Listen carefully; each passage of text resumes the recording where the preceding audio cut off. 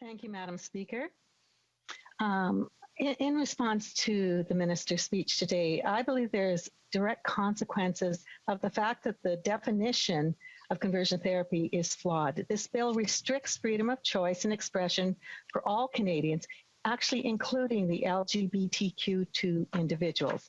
I just want to quote Lee. Lee is one of many young transgender individuals who has detransitioned. And she says, she realized some important truths of her detransition. She says, quote, "There were all these red flags and I honestly wish that somebody had pointed them out to me and then I might not have transitioned in the first place. If only I had realized that somebody with a history of eating disorder, a history of childhood sexual abuse, a history of neglect and bullying for being a gender nonconforming female, a person with internalized homophobia and misogyny should not have been encouraged to transition. I wish that somebody would have tried to stop me. Transition did not work for me," end quote. Lee reflects, Speaker, on her realization that with all of her issues, she should not have been encouraged to transition, but rather wished that somebody would have tried to stop her as transition did not work for her. Does the minister affirm that C6 would take away Lee's rights to have conversations of her choosing with anyone of her choosing in private or in the public square to change the outcomes of what she recognizes as, in her case, her regrettable transition? Honourable Minister of Justice and Attorney General of Canada. Madam Speaker, I thank the honourable member for giving us precisely an example of where the law, as drafted, intends to protect the legitimate conversations that a person would have with a healthcare provider, with a parent, with a religious mentor or other person in the legitimate exploration of one's identity. Madam Speaker, I repeat, nothing in this law bans these kinds of legitimate discussions about one's identity or finding one's identity. Rather, it is banning a practice that says something about your identity is wrong and therefore needs to be changed. That's what we're banning, Madam Speaker, and it's critically important that we do so. Yes, thank you, Madam Speaker. And I want to say thank you to my colleague who just spoke, the example she gave of a very serious and inappropriate intervention, which I would definitely identify as conversion therapy. And that's why comments from individuals who've been exposed to this type of thing are important. And I just want to share, Carrie spoke to her own experience when she was prescribed hormones after 4 sessions of therapy. She notes that no attempts were made at these therapy sessions to process personal issues that she raised. She notes that no one in the medical or psychological field ever tried to dissuade her from her gender transition or to offer any other option than to maybe wait till she was 18. Speaker, this revelation of medical and psychological professionals not providing balanced options to Carrie would be validated by this legislation with its current definition of conversion therapy. Is the member concerned that medical and psychological professionals are being prevented from providing individuals with other options because of fear of being penalized within their own field? As an example, Ken Zucker, a Canadian world-renowned gender expert, was fired from CAMH for his watchful waiting approach with young gender dysphoric youth, and today could possibly also be prosecuted as well. Thank you. The honourable member for Laurentides-Labelle. Thank you, Madam Speaker, and thank you for the question. I'd like to come back to the need to have an option whereby there are no cases of what Mr. Nadeau went through. Nothing involuntary should be happening.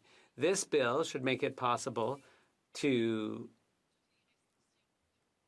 set out all the restrictions we need so that subsequently, it's 2020, we'll be able to look at whether there are other issues. But for now, let's focus swiftly on eliminating conversion therapy, which is still around today in 2020. Thank you. West.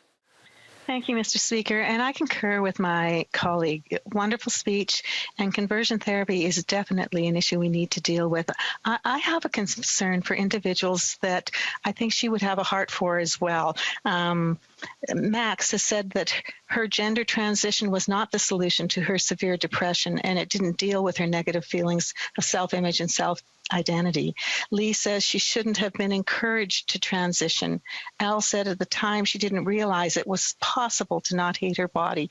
These are just a few of many individuals that are now sharing, talking amongst themselves. They have transitioned and then detransitioned. They're not rude in any way to those that are continue to be their friends that have gone through this transition, but I'm concerned for them because they are sharing in the public square through YouTube, because that's what this younger generation does, and they had all transitioned before 18.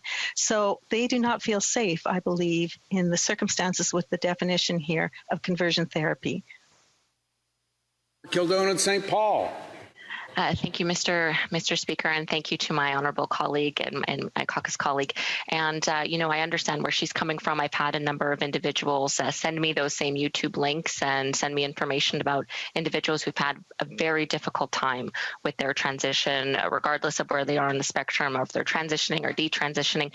What I've come to learn over the last year that I've studied this issue, and formerly as the Diversity, Inclusion and Youth Shadow Minister, is that there are so many heartbreaking stories, and that's why it's so important that we ensure as parliamentarians we protect the ability for support in the family and in the community for individuals dealing with these very challenging issues. And that's why I think it's important Parliament ensures that we are not criminalizing conversations with this legislation. Thank you, Mr. Speaker.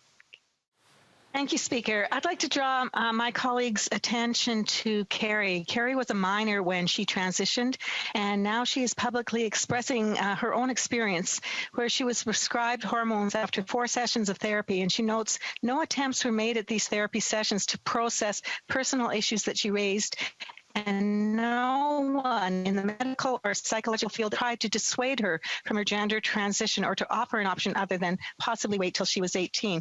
So this was all Carrie's decision, but what she's saying here is that she didn't feel that she was provided with all the tools that she needed to be able to make that decision properly for herself.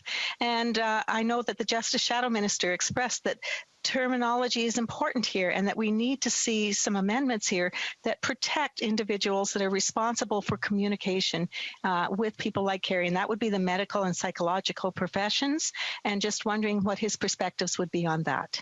The Honourable Member for Sherwood Park, Port Saskatchewan.